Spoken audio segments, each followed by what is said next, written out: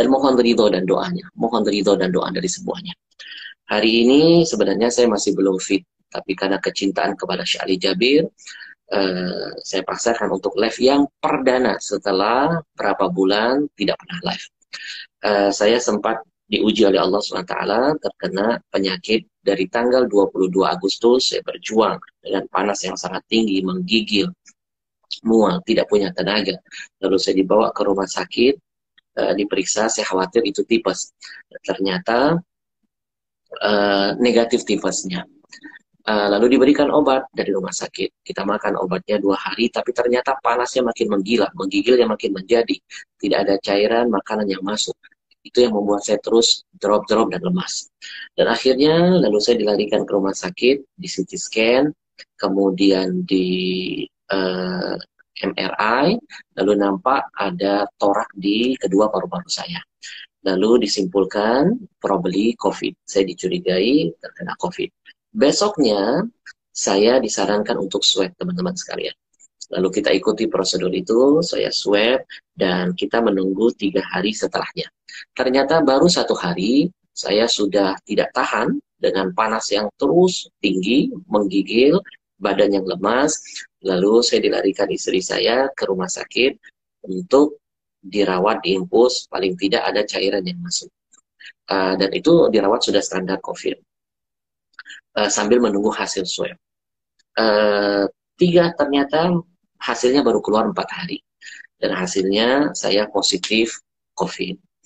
Lalu setelah itu saya dilarikan ke rumah sakit holistik yang ada di Purwakarta. Saya ditangani, saya diobati dengan herbal, tidak ada pakai bahan-bahan kimia, dengan tumbuhan, tanaman, dengan dengan buah-buahan, dengan sayur-sayuran, dengan obat-obatan yang tradisional. Luar biasa, saya dirawat di sana selama beberapa minggu, dan alhamdulillah ala kulli hal, alhamdulillah bi ni'mati tatimmus shalihat. Yang tadinya ketika saya masuk, saya sudah pada posisi yang sangat kritis. Tidak bisa berbicara seperti ini. Ngomong sepatah dua kata, sesak langsung di dada, napas saya itu seperti pendek. Sudah mengap-mengap seperti ikan yang keluar dari habitat air.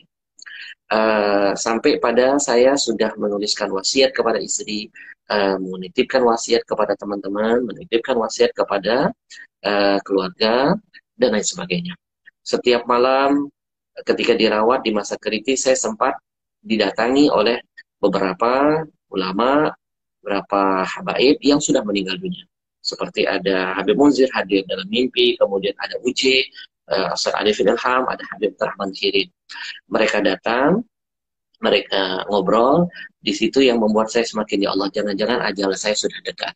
Ya, tapi Allah punya rencana lain. Alhamdulillah saya dipertemukan dengan salah seorang dokter dengan rumah sakit yang Masya Allah, yang merawat, yang betul-betul memanusiakan saya.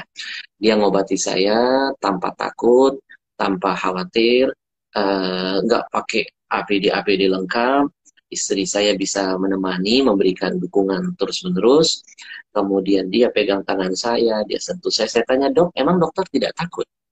Tertular. Oh tidak, Habib Ahmad, nggak usah takut. Ini banyak sekali info-info yang menyesatkan umat. Ya, katanya harus pakai APD gini-gini. Enggak, nular itu hanya lewat bersin. Ya, seperti mayit setelah udah meninggal dunia, dia kan nggak bersin, kenapa harus khawatir? Dan nanti insya Allah teman-teman ikuti terus live-nya, kita akan live langsung dengan Dokter Husin.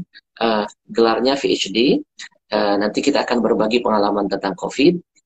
Kemudian bagaimana cara kita melindungi diri, bagaimana meningkatkan imun, dan ilmu-ilmu apa. Nanti kita akan hadirkan sebagai bentuk berbagi pengalaman. Saya pernah merasakan masa-masa kritis itu sudah saya lalui, bayangkan dari tanggal 22 Agustus. Dan hari ini alhamdulillah ala kulli hal, bi ni'mati tatimmus shalihat, saya sudah napasnya sudah lega, sudah bisa lancar berbicara, hanya sedikit lagi pemulihan pada lidah yang terasa cadel ketika berbicara. Mungkin karena faktor obat-obatan yang sebelumnya yang terlalu tinggi. Sekali lagi teman-teman, mohon doanya, mohon keikhlasannya untuk terus mendoakan saya dan mendoakan guru-guru kita yang lain. Insya Allah mudah-mudahan Allah jaga kita dari segala macam kejahatan makhluk-makhluknya, termasuk COVID. Terima kasih banyak teman-teman sekalian. Nanti insya Allah saya akan hadirkan dokter itu, kita berbagi ilmu. Ya, bertukar pengalaman. Mudah-mudahan memberikan manfaat buat antum semuanya. Sekali lagi, salam hormat untuk semua keluarganya. Assalamualaikum warahmatullahi wabarakatuh.